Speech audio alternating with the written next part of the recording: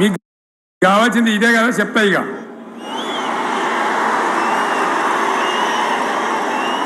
వాళ్ళ కథ చెప్పే ముందు మన కథ కూడా చెప్పాలి కదా. ఏమేం మాటలు మాట్లాడినరు? అరే మళ్ళీ సీఎం పెట్టిరా భయ్, ఏడికెళ్ళి మోపోయినరా మీరు? బుద్ధి లేదా? ఆగు. ఏమైనా లుబాబీ ఆగు. బాధ కాలే. వాళ్ళేం చెప్పిండ్రు? పబ్లిక్ను బోల్తా కొట్టేయడానికి మేము క్వింటాల్కి 500 బోనస్ ఇస్తాం, మక్కలకి ఇస్తాం, వడ్లకి ఇస్తాం, ప్రతి పంటకి ఇస్తాం చెప్పిండ్రా? ఇటువంటివి చెప్పుడే కాదు, వీటితోని ఇంకొక 420 హామీలు చెప్పిండ్రు. వాళ్ళ నోటికి మొక్కాలి. కళ్యాణ లక్ష్మి కేసీఆర్ 1,00,000 రూపాయలు ఇస్తాడు, మేము వస్తే తులం బంగారం కూడా కల్పిస్తామని అన్నారా? ఏమన్నా నత్తందా?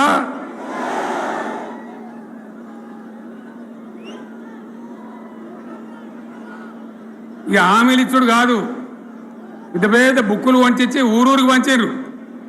ఇక సిగ్గులేక ఊళ్ళ పంట తిరిగి బాండ్ పేపర్లు రాసిచ్చారు. బాండ్ పేపర్లు ఇంటింటికి తిరిగిండ్రు. చెప్పిండ్రా? చాలా మంది అడిగిండ్రు. మరి మీరు అడ్డగోలు చెప్తున్నారు, అడ్డం పొడుగు చెప్తున్నారు, ఎటువంటి అంటే చెప్తున్నారు, యాడికెళ్ళి ఇస్తారా భయ అని అడిగిండ్రు. పేపర్ వాళ్ళు అడిగిండ్రు. ఇప్పుడు ఆర్థిక మంత్రి ఉన్నాయన టీవీలలో చెప్పిండు, ఆయన ఇస్తాం, చేసి చూపిస్తాం, మాది పేద పార్టీ, 120 ఏళ్ళ అనుభవం ఉన్న పార్టీ, మమ్మల్ని మించిన సిపాయిలు లేరు అని ఒకటి జబ్బలు తరిచే, ఒకటి మెడలు తరిచే డైలాగుల మీద డైలాగులు కొట్టి మేము ఇచ్చేస్తామన్నారు. ఇచ్చిండ్రా? ఇయ్యలే. రుణమాఫీ చేయలే. మధ్యలో పార్లమెంట్ ఎలక్షన్ వచ్చినాయి. అప్పుడు నాకు కాలు ఇరిగింది, కుంటుకుంటున్నాం ఎంటుకుంటున్నాం, మళ్ళీ నేను బయలుదేరిన. ఆ దెబ్బకి ఏం చేసిండ్రు? తెలంగాణలో ఎన్ని దేవుళ్ళు ఉన్నాయో అన్ని దేవుళ్ళ మీద ఒట్లు పెట్టుకున్నారు. పెట్టిండ్రా? బహిరంగ సభలలో ఆడిడ కూడా కాదు.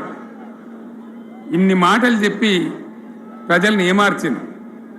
ఒక ఉచిత బస్ అని పెడితే అది జుట్లు పట్టుకొని కొట్టుకుంటానికి మనకత్తాను తప్ప ఎవరికి ఉపయోగపడ్డది లేదు. ఆ మహిళలు అంటారు మాకు ఎందుకు ఉచిత బస్, దరిద్రం, మాకు అవసరమే లేదు అంటారు. అటువంటి ఒక్క పథకం పెట్టి ఇక ఇప్పుడు మళ్ళీ పెద్ద నోరు పెట్టుకొని వాళ్ళే మాట్లాడతారు.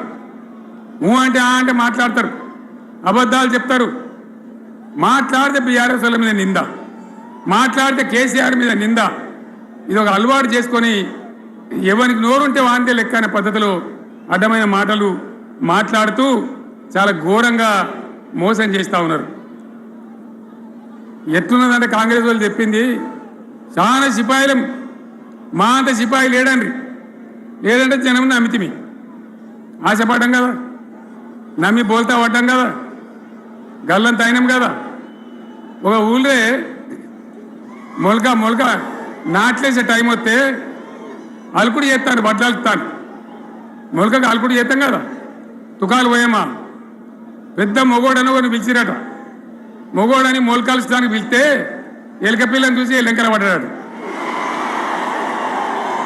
ఇక మా అంత సిపాయిలు లేరు, మేము తెచ్చే ఇస్తాం, 6 సందమామలు పెడతాం, 7 సూర్యులు పెడతాం అని నమ్మబలికి ప్రజలను దగా చేసి మంచిగున్న తెలంగాణ నాగం పట్టించి ఓట్లు వేయించుకొని ప్రజలను మోసం చేసిండ్రు, దగా చేసిండ్రు.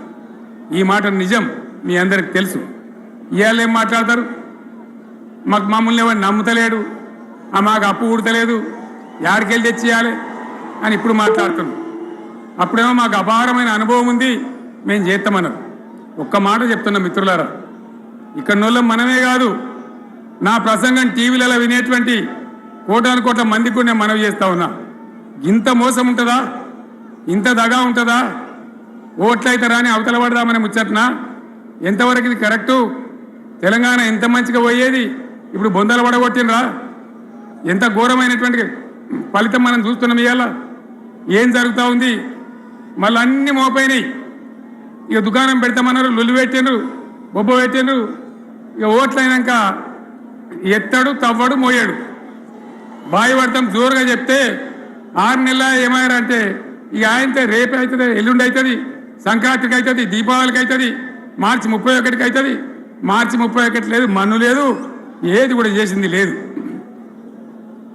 మొత్తం ఆర్థిక పరిస్థితిని దెబ్బతీసింది. తెలివి తక్కువ పనితోని, అవివేకం వల్ల, అజ్ఞానం వల్ల పరిపాలన చేయరాక సర్వనాశనం చేసింది. రాష్ట్ర ఆర్థిక పరిస్థితి ఎంత మంచిగా ఉండే, ఎంత బాగా పోతా ఉండే. మేము కష్టపడి కడుపు కట్టుకొని నోరు కట్టుకొని సంవత్సరానికి 10 నుంచి 15 వేల కోట్ల ఆదాయం పెంచినాం. అనేక రివ్యూ మీటింగులు చేసినాం. ఎంత బాగా తీసుకొని పోయినాం, తెలంగాణను ఎట్లా తయారు చేసినాం, ఆ విధంగా తీసుకొని పోయినాం. ఇవాళ ఒక్క మాట మీరు అందరూ ఆలోచన చేయాలి. ఇక్కడ ఉన్న వాళ్ళు కానీ నా మనసు బాధ అవుతుంది, నా మనసు కాలుతుంది, ఇబ్బంది అవుతుంది. నా కళ్ళ ముందటనే తెలంగాణ ఇట్లా కావడం నాకు దుఃఖం కలిగిస్తూ ఉంది. నేను ఆవేదనతో చెప్తున్నా ఈ మాట. ఒక్క మాట మీరు అందరూ ఆలోచన చేయండి. తెలంగాణలో భూముల ధరలు ఎట్లుండే, కేసీఆర్ ముఖ్యమంత్రి ఉన్నప్పుడు, బీఆర్ఎస్ రాజ్యం చేసినప్పుడు భూముల ధరలు ఎట్లుండే? ఆనాడు కొనేటోళ్ళు ఎక్కువ ఉండిరి,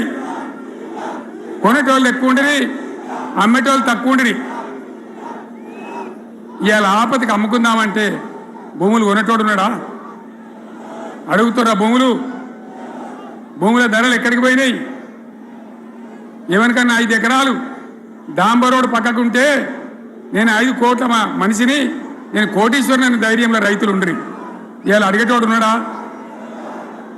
ఉన్నదా? ఒక్కటే ఏడాదికి ఇంత గల్లంత అవుతుందా? కేసీఆర్ పక్కకు పోగానే ఇంత ఆగమవుతుందా? ఇంకో మాట నేను అడుగుతా ఉన్నా. కరెంటును 35 ఏళ్ళు బాధపడ్డాం. నా బావి కాడ కూడా మోటార్లు కాలినాయి. బీఆర్ఎస్ వచ్చినాక, నేను ముఖ్యమంత్రి అయినాక ఒక్కటే ఏడాది బావులా దాన్ని చక్కగా చేసి 24 గంటల కరెంట్ ఇయ్యలే, నడవలే. రెప్పపాటు కూడా కరెంటు పోకుండా 24 గంటల కరెంటు తేలేదా? మరి మా అంత సిపాయి లేరంటే కేసీఆర్ మంచిగా ఇచ్చిన కరెంటు మీకెందుకు ఇయ్యే శాతం అయితే లేదు అని చెప్పి నేను అడుగుతా ఉన్నా. తెలంగాణ ప్రజల పక్షాన్ని అడుగుతా ఉన్నా. ప్రజల గోస ఉంచుకుంటా ఉన్నారు. మళ్ళా మోటార్లు కాలుతున్నాయి, ట్రాన్స్ఫార్మర్లు కాలుతున్నాయి, లంచాలు పెరుగుతున్నాయి. అది శాతం అయితే లేదా? మళ్ళీ ఇలా తెలంగాణ పోవన్నా మోటార్ పెట్టడానికి? ఏం దౌర్భాగ్యం ఇది! ఎటువంటి శని నెత్తి మీద పెట్టుకున్నాం మనం. మీరందరూ ఆలోచన చేయాలి. భూముల ధరలు ఎటుపోయినాయి, కరెంట్ ఎక్కడ ఎవడెత్తుకపోయా? మిషన్ భగీరథ అసెంబ్లీలో నిలబడి ఛాలెంజ్ చేసిన నేను. 5 ఏళ్ల లోపల ప్రతి ఇంట్లో నల్లబెట్టి నీళ్ళు లేకపోతే వాళ్ళ కథ చెప్పి చెప్పాలి కదా, ఓట్లు అడగము అని చెప్పిన నేను. ఏమేం మాటలు మాట్లాడినరు, ఎవరు చెప్పాలి? దమ్మున్నోడే సరే. మళ్ళీ సీఎం పెట్టిరా? చేసి చూపించినాం. 30 ఇచ్చినాం. ప్రతి ఇంట్లో నల్లా పెట్టినాం. బుద్ధి లేదా? కృష్ణా గోదావరి నీళ్లు తెచ్చి ప్రతి ఇంటి ముందు ఆగు. అది మీరందరూ దానికి సాక్ష్యం.